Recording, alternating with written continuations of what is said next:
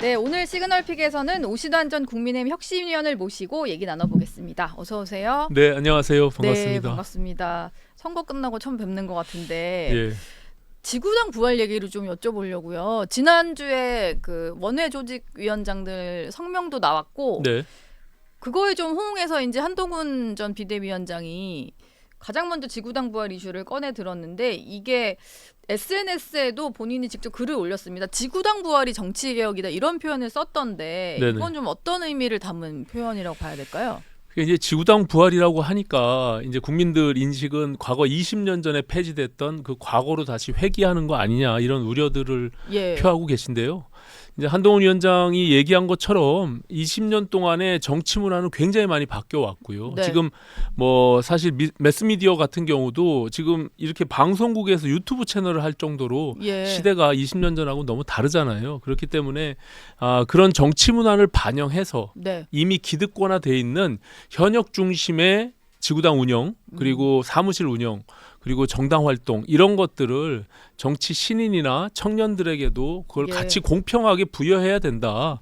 그래서 그 격차를 해소하자는 측면에서 발언을 한 것으로 저는 알고 있고요. 네. 저는 그것이 현실하고 부합하다 이렇게 생각합니다. 지금 현장에서는 오히려 법적 지위를 갖지 못한 예. 잠재적 범법자로서 그 정당 활동을 하라고 지금 강요받고 있거든요. 네. 그렇기 때문에 그 불안함 속에서 정당 활동을 제대로 하지 못하고 또 돈을 가지고 있는 예. 사람들만 편법적으로 운영하게 되는 그런 불합리성을 해소해야만 제대로 된 정당 활동 그리고 기득권이 아닌 일반 정치 신인들에게도 그것이 부여될 수 있는 그런 공평한 기회를 갖자라는 측면에선 저는 대찬성이다 이렇게 생각합니다. 예.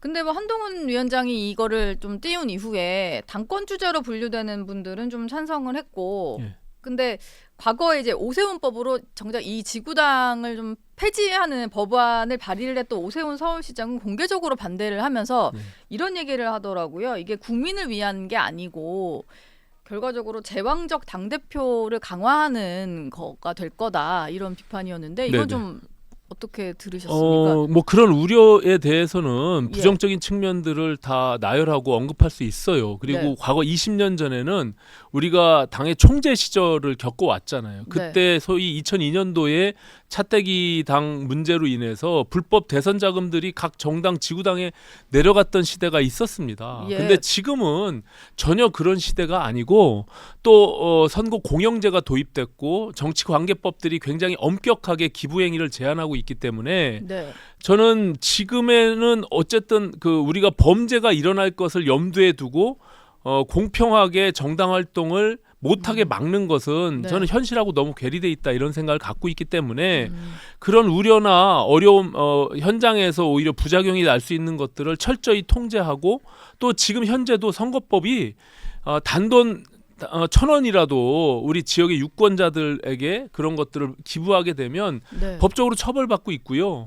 또 정치자금법에 의해서 지금 음성적으로 받고 있는 것을 오히려 이런 어떤 후원의 제도나 투명하게 다 공개하는 방식을 통해서 오히려 정당한 정당 활동들을 할 수 있도록 만들자는 취지이기 때문에 네. 저는 과거 20년 전으로 다시 돌아가자는 것이 아니라 그래서 지구당 부활이 아니라 좀 시군구 지역당이 다시 설치되는 그런 방향으로 논의가 예. 좀 진전됐으면 좋겠다 이렇게 생각합니다. 예. 오세훈 시장이랑도 가까우시잖아요. 네네. 저희가 뭐 친오계라고 분류를 한 적도 있었던 것 같은데 혹시 이 문제와 관련 좀 따로 말씀을 나눠보신 적 있으세요? 최근에는 이 문제가 불거지고 제가 의견을 나눠본지는 않았지만 네. 이게 계속 지속적으로 있어 왔던 얘기예요. 그래서 오세훈 시장님께서는 지금 어떻게 보면 지구당 폐지를 시킨 장본인으로서 네. 상징성에 대한 부분들이 있잖아요. 예. 그래서 늘 약간 부정적인 인식을 갖고 계신데 어쨌든 그런 우려들도 이번 차제에 합법적이고 법적 지위를 줄 수 있는 근거 아래에서 네. 그런 부작용들을 최소화하고 막아낼 수 있는 그런 제도 개선들을 같이 해나가자는 취지거든요. 근데 현재로는 정당 활동들을 만약에 지역 단위에서 사무실을 두고 편법적으로 하더라도 그것이 다 불법입니다. 예. 그러면은 다 범죄자를 하라고 강요하면서 떠미는 것이거든요. 네.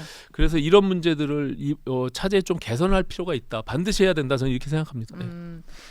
유승민 전 의원 같은 경우는 이런 표현을 썼는데요. 정치 지망생에는 또 다른 진입장벽이 될 거다 이런 얘기를 합니다. 네, 네, 왜냐하면 지금 이게 지구당이 좀 다시 부활을 해야 된다라는 말을 하시는 분들은 주로 이제 수도권에는 원외 위원장들이 많으신데 현역 의원과 비교를 했을 때 뭐 못하는 것들이 워낙 많으니까 이제 현역과의 상대가 쉽지 않다, 조직 관리가 어렵다 이런 얘기인데 그런 식으로 지구당이 생기면은 정당 어느 정당에도 소속이 안 된 정치 신인이 정치에 진입을 하긴 더 어려워질 거다 네. 이런 얘기인 것 같아요. 네.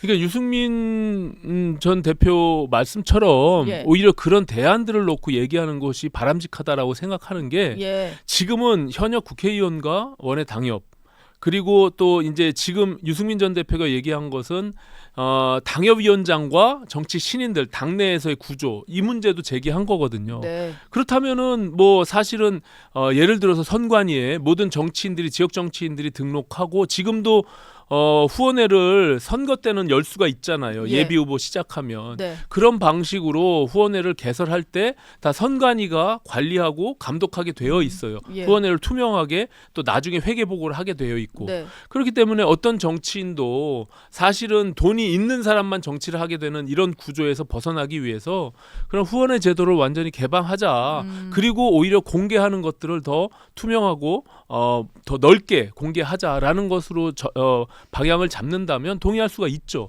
예. 지금은 사실은 그렇게 따지면 국회의원들은 후원회를 두고 사무실도 두고 모든 것들을 다 허용하고 있잖아요. 그렇죠. 그러면 지역의 토호들과 유착되는 것을 국회의원들은 허용하고 다른 정치인들은 그럼 하면 안 되냐 이런 논리가 성립될 수가 있거든요. 그리고 지금 재밌는 것은 7월 1일 다가오는 7월 1일부터 지방의원 시의원과 구의원도 후원회를 두고 다 사무실 두고 정치활동을 할 수 있게 헌재가 헌법 불합치를 판결하고 나서 법을 개정했습니다. 그래서 이제는 광역의원도 5천만 원 네. 그리고 기초의원, 구의원도 서울의 경우는 3천만 원까지 후원금을 받을 수가 있어요. 예. 근데 그것을 다 이제 투명하게 공개하자는 거잖아요. 그런 식으로 만약에 지방에 있는 지역 유지와 토호들과 결탁된다면 지방으로 내려갈수록 도의원이나 군의원의 경우는 예. 더 많이 결착되고 유착될 거 아닙니까? 이제 그런 것들은 다 방치해 두고 현역이 아닌 정치인들 네. 실질적으로는 지역 단위에서 최고 책임자로서 지역 주민들과 만나고 있는 당협위원장들에게 지역 위원장들에게 그런 것들을 불허한다는 것 자체가 저는 굉장히 넌센스다 이렇게 생각을 합니다. 오히려 정치 지형이 많이 바뀌었으니까 네. 한번 좀 더 살펴볼 필요는 있다 이런 이런 생각도 문제도 들고. 있어요. 예. 국회의원들이 후원금을 1인당 500만 원까지 연간 받잖아요. 네. 그 후원금을 300만 원 이상 고액 후원자만 공개하게 되어 있어요. 지금은. 네. 그러면 지금 말씀드린 대로 후원금을 받는 사람들도 공천권을 행사한다든지 아니면 지역 토호들과 유착된다는 우려를 하게 되면 100만 원 이상 모든 후원자들을 다 공개하게 한다든지 그렇게 해서 지금도 언론이나 시민사회나 모든 국민들이 다 그런 것들을 다 공개하면 감시할 수가 있는 그런 시스템이 되거든요. 네. 그런 식으로 하는 것이 오히려 합당하지. 범죄가 일어날 것, 유착될 것을 우려해서 모든 것을 전면적으로 못하게 막는 것은 지금 시대에는 전혀 맞지 않다. 저는 그렇게 생각합니다. 이게 지금 민주당에서도 꺼내 들었는데 오히려 민주당 같은 경우는 법까지 발의를 하고 뭐 이런 상황인데요. 국민의힘 내부에서만 찬반으로 좀 팽팽하고 좀 오히려 논의가 더 활발한 그런 상황인 것 같아요. 이게 아무래도 한동훈 전 위원장이 화두로 던지면서 더 그런 거 아닌가라는 생각도 좀 드는데 네. 한 전 위원장이 이걸 꺼낸 거에 대해서 홍준표 대구시장 이런 분들은 그 전당대회를 노리고 이제 표를 계산하 뭐 술책 이런 식으로 좀 표현하는 분들이 있었거든요. 진짜 속내는 뭘까요? 한 전 위원장이 지구당 부활 얘기를 한 거. 저는 홍준표 시장이 늘 정치권에 자꾸 이렇게 발언하는 것은 네. 지금 시장으로서 시정을 예. 어떻게 잘 하시는지 모르겠는데 그런 것 자체가 본인이 정치적으로 다음 대선들을 노림수를 그런 전략이 있는 거잖아요. 네. 이제 그런 꼼수가 오히려 저는 눈에 보이고 한동훈 위원장께서는 제가 봐서는 우리 당이 지금 수도권에서 완전히 전패했습니다. 네. 근데 이 사람들이 4년 동안 지속 가능한 정치인으로서 살아남기 위해서는 이런 제도가 법적인 지위를 정당하게 부여하지 않으면 예. 그것이 우리가 외연을 확장할 수도 없고 또 정치 신인이나 최근에 이제 요번에 공천을 받아서 출마했던 그리고 낙선했던 수도권의 많은 청년 정치인들 네. 또 신인 정치인들이 사실은 돈이 없으면 그러면은 정치를 하지 말라는 거잖아요. 그럼 4년 동안 사라졌다가 또 갑자기 나타날 수는 없는 거잖아요. 네. 이제 그런 아쉬움들이 있기 때문에 제도권 안으로 정당하게 진입시켜야 되겠다. 그리고 이런 현역과 이 불공정한 지금의 정치 환경 시스템들을 현역과 비현역이라고 해서 이렇게 차별을 둘 필요가 뭐가 있냐라는 예.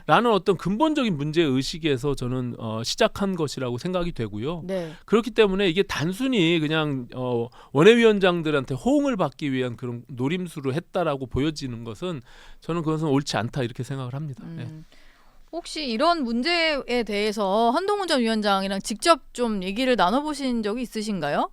네, 총선 이후에 나눈 총선 적이 있습니다. 이후에 예. 지구당 부활 관련해서요. 그렇습니다. 예. 그럼 이게 전 좀 궁금한 게 한동훈 전 위원장이 정치권에 들어오신 게 얼마 안 됐고 사실 지구당을 접했던 거는 본인이 검사 시절에 차떼기 사건 수사 검사로 봤던 거라 오히려 더 부정적인 인식이 강할 것 같은데 이게 좀 부활돼야 되겠다는 생각이 든 것은 누군가들이랑 좀 이런 얘기를 나누다 보니까 본인이 느낀 거 아닐까 이런 생각이 들어서 뭐 굉장히 스마트하신 분이니까 예. 뭐 그런 문제 의식을 누군가한테 들었겠죠. 저도 그런 이야기를 분명히 전달했고요. 네. 그리고 굉장히 오랜 시간 이 부분에 대해서 같이 토론도 했습니다. 그래서 본인이 이제 그걸 접하시고 스스로 습득하고 학습하신 것 같아요. 네. 여러 가지 자료들은 굉장히 많이 있고 특히 예. 21대에 정개특위에서 이 법안들이 여야 할 거 없이 우리 국민의힘은 노영호 의원이 이것을 발의했습니다. 네. 이미 논의하는 과정들의 속기록에 다 내용들이 남아 있어요. 예. 그래서 무엇이 문제인지 또 부작용을 무엇을 우려하는지 또 아니면 이것으로 인해서 득이 되는 것은 무엇인지를 너무나 잘 알고 또 한동훈식의 어떤 정치개혁의 화법으로 이것을 풀어낸 것이 아닌가라고 생각하고요. 네. 특히 우리 당이 지난 총선에서 지금 현역 국회의원들도 마찬가지고 우리가 정치개혁의 일환으로 모든 것을 내려놓겠다고 한 약속이 있습니다. 예. 공천을 신청할 때 우리가 서약서를 다 제출했거든요. 네. 특히 이제 저쪽 이재명이 할 수 없는 부채코 특권에 대한 부분들도 다 서약을 했어요. 그랬죠. 그리고 금고 이상의 형을 확정됐을 때 지금 세비를 받잖아요. 구속돼도 국회의원이 다 세비를 받고 있어요. 이런 것들을 우리가 안 하겠다라고 서약서를 냈고 네. 또 출판기념회를 통해서 정치자금을 받는 것들 우리가 이것도 마찬가지로 제도를 투명하게 만들지 못하기 때문에 음성적으로 그것들이 이루어지고 있는 것이거든요. 그런 네. 것들도 우리가 안 하겠다라고 서약서를 냈습니다. 이 지구당 부활도 마찬가지예요. 지금 이것을 못하게 한다고 돈을 아예 쓰지 않을 수 있는 정치는 없거든요. 네. 돈을 줄여서 조금 덜 쓰게 하는 정치는 있을 수가 있지만 돈을 하나도 쓰지 않고서 정치를 하라고 하는 것은 불가능하잖아요. 네. 그러면 돈을 써야 되는 구조 속에서 청년들이나 지금 20년 전이라고 하면 지금 20살이 된 청년들이 정치를 하려고 하는데 이 사람들이 어떻게 좀 정치를 그럼 현장에서 해야 될 것이냐 네. 이런 문제 의식들이 있기 때문에 저는 뭐 부작용도 분명히 있죠. 뭐 완벽한 제도가 어디 있겠습니까? 근데 20년 전에 폐지했을 때는 그것이 차떼기로 인해서 또 대선 자금이나 불법 자금들이 지구당으로 하달된 그런 시절이 있었지만 20년이 지난 지금에는 전혀 그런 것들이 있을 수가 없고 예. 모든 언론이나 시민단체들 또 선관위가 그걸 감시 감독하고 있기 때문에 네. 공영제가 도입됐고 또 처벌이 강화돼서 저는 그런 것들을 우려해서 원천적으로 정당 활동을 헌법이 보장하고 있는 정당 활동을 못하게 막는 또 기득권을 가지고 있는 현역들과 이렇게 불공정하게 하는 것들은 이제는 사라져야 된다 이렇게 네. 생각합니다. 그러면 만약에 한동훈 전 위원장이 이거를 좀 뭐 지난주에 SNS 글을 올리긴 했습니다만 좀 구체적으로 뭔가 밝힐 날이 온다면 지구당 부활과 더해서 아까 말씀하신 대로 총선 앞두고 후보자들이 모두 서약을 했던 그런 정치개혁 과제 같은 것도 다 같이 이제 추진을 하는 좀 정치개혁 패키지 뭐 이런 식으로 좀 등장을 할 가능성이 있다 이렇게 볼 수 있을까요? 저는 뭐 그것이 대국민 약속이었고 그것은 유효하다 생각하고요. 예. 마침 제가 지난주에 한 30여 명의 원외 당협위원장들 모임이 있어서 네. 중앙 당사에 갔더니 예. 거기 중앙 당사에 그 부채포 특권 포함한 우리 정치개혁의 포스터가 그대로 붙어 있더라고요. 네. 그렇기 때문에 저는 이것이 우리가 지금 시대의 정치개혁이 이렇게 기득권을 타파하고 또 정치 신인이나 청년들이 제도권으로 들어갈 수 있도록 예. 법적 지위를 부여하는 것들, 이것이 현 시점에서의 정치 개혁이다, 저는 이렇게 생각하기 때문에 지금 우리가 불체포 특권을 포함한 모든 정치 개혁의 일환에서 연장선상에서 이것도 논의하는 것은 저는 바람직하다. 그리고 뭐 유승민 전 대표가 얘기한 그런 부분들도 더 확장해야 된다라고 하면 오케이, 그것도 할 수 있다, 저는 그렇게 생각합니다. 예. 예. 기득권 내려놓기 뭐 이런데 좀 집중해서 보는 게 맞겠네요. 이 네네. 이슈는. 왜냐하면 예. 현역들이 만약에 그런 것들은 다 허용하면서 네. 우리 비현역들은 그것을 못하게 막는다면 헌역들은 그러면 암암리에 지역 유착되고 기득권들을 가지고 불법 그런 그 자금들을 정치자금을 받는 것을 인정하는 겁니까? 예. 현역은 해도 되고 현역이 아닌 사람은 하면 안 되고, 이것은 제가 봐서는 정말 넌센스고 어불성설이다, 이렇게 생각합니다. 예. 한동훈 전 위원장은 이 정도로 SNS에 여러 가지 당 안팎의 현안을 올릴 정도면 전당대회 출마 결심은 좀 굳혔다라고 보는 게 맞겠죠? 뭐 여러 가지 행보로 봐서는 저도 그렇게 느껴지는데요. 네. 예. 어느 적정한 시점이 이제 저희가 전당대회를 7월 안에 이제 마무리한다는 것이 거의 이 당내 컨센서스가 모여졌기 때문에 네. 그렇게 되면 시간은 물리적으로 그렇게 많지가 않거든요. 그리고 한동훈 위원장이 지난번 법무부 장관 할 때 우리 당의 비상대책위원장으로 올 때도 예. 사실 우리 당이 절박한 마음에서 필요에 의해서 그분을 소환한 것이지, 네. 사실은 그분이 뭐 원해서 자청해서 내가 공무원 생활을 하다가 갑자기 내가 당의 정치권에 가겠다고 한 게 아니잖아요. 예. 그런 측면에서 보면 지금도 당이 어떻게 보면은 지금 총선 참패 이후에 몸부림치면서 변화하고 혁신해야 되는 이런 절체절명의 시기에 네. 너무나 안이하고 아무런 지금 움직임들이 없고 그런 모습들 속에서 계속 지지율도 하락하고 또 국민들의, 특히 우리 국민의힘을 지지하는 보수 지지층들조차도 네. 외면하고 등 돌리고 있기 때문에 그런 것들을 확 뒤집어서 한번 좀 바꿔줬으면 좋겠다라는 그런 염원들이 있는 거거든요. 저는 그런 어떤 염원들에 부응하는 입장에서 한동훈 위원장께서 그런 결단을 내리지 않을까, 저는 그렇게 생각합니다. 예. 오히려 이제 요구가 있는 상황이라 네. 그걸 외면하고 뭐 안 나오진 않을 것이다. 그렇죠. 그러니까 지금 예. 우리 보수 지지층 또 당원들조차도 한동훈 위원장의 지지가 높은 것은 총선에 대한 그 책임을 그 일방적으로 물으려고 하지만 그거에 또 반해서 그렇지 않다라는 생각들이 또 많이 갖고 있는 것이잖아요. 네. 그러면서 지금에 있는 당권 주자라고 하는 사람들 속에서 그런 대안들을 찾을 수 있다면 네. 요구하지 않겠죠. 그런데 지금 필요에 의해서 오히려 또 소환하게 되는 네. 그런 시기를 맞고 있는 것이 아니냐. 그래서 저는 결단을 내리지 않을까, 이렇게 생각을 합니다. 예. 지금 지도 체제를 바꾸냐 마냐 뭐 이런 얘기도 나오는 것 같은데, 그러다 보니까 좀 신기한 용어가 나왔잖아요. 하이브리드 지도 체제. 네. 이게 뭐 지금은 당대표 최고위원 따로 뽑는데 일단은 같이 뽑으면서 당대표랑 뭐 당대표 2, 3등 정도 한 사람들은 최고위원으로 넣고 나머지 뭐 청년 최고 이런 분들 따로 뽑고 뭐 이런 얘기인 것 같은데, 이게 좀 필요한 것 같으세요? 이런 혼합형의 지도 체제가? 그러니까요. 이게 지구당 부활도 마찬가지지만 네. 이 지도 체제도 계속 역사적으로 계속 반복돼 왔어요. 예. 이게 단일성 지도 체제냐 아니면 집단 지도 체제냐. 그러니까 당 대표 중심으로 전당대회를 치러 가지고 당 대표가 떨어진 사람, 나머지들은 다 사라지고 예. 최고위원들을 별도로 뽑는 이 네. 집단 지도 체제가 아닌 단일성 지도 체제를 현재까지 유지해 왔죠. 그거는 집단 지도 체제에서의 문제점들, 거기서 나는 부작용들을 좀 만회해 보자고 이렇게 단일성 지도 체제가 들어온 거거든요. 예. 근데 단일성 지도 체제에 들어오니까 또 부작용이 있는 거예요. 왜냐하면 최고 지도부라고 하는 최고위원회가 이게 어떤 권위를 잃고 네. 뭐 정말로 아무도 당의 지도부로 인정해주지 않는 당의 구성원들이 예. 그런 어떤 상황이 벌어지다 보니까, 또 당 대표가 오롯이 혼자 당권을 행사하는 이런 어떤 부작용이 벌어지다 보니까 예. 소위 또 이런 절충형에 대한 것이 또 하이브리드라는 명칭으로 지금 나오게 됐는데요. 네. 그러니까 한 뭐 당 대표와 떨어져 있는 2등, 3등 정도가 들어가고, 옛날에는 2등, 3등, 4등, 5등까지가 다 5명이 지도부로 예. 들어갔거든요. 이제 그런 것들을 좀 절충해 보는, 아까 말한 양쪽의 부작용들을 최소화하면서 좀 지금 시대에 맞는 것들로 가자라는 네.